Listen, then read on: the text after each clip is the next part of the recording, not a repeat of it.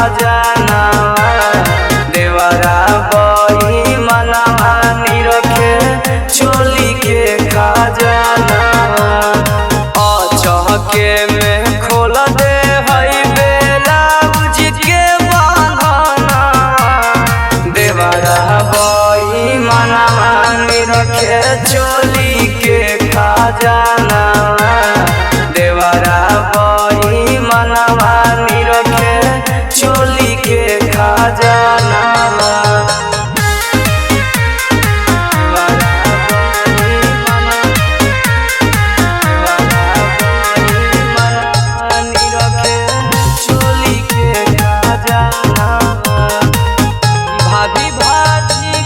भाभी भाभी कही के धर ले हैया कवारी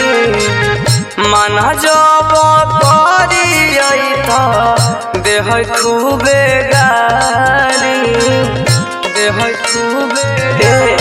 सुन न भाभी भाभी कही के धर ले हैया कवारी मन जब देह खूब गारी लागो है जुठाई दे तो सैया वाला धना देवरा बही मनवा निरखे चोली के खजाना देवरा बही मनवा निरखे चोली के खजाना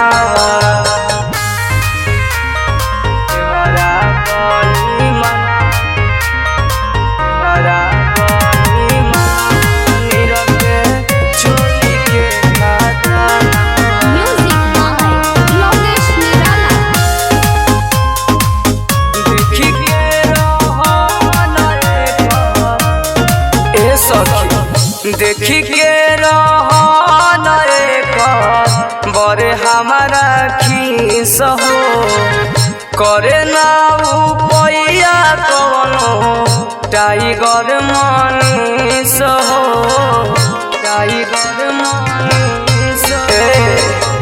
देखी के रहन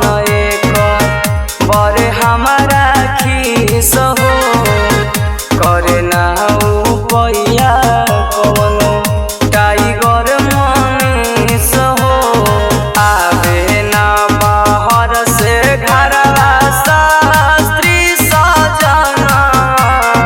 देवरा बही मनवा निरखे चोली के खजाना देवरा बही मनवा निरखे चोली के खजाना शिवांशु रिकॉर्डिंग स्टूडियो बानावर बिशुनगंज।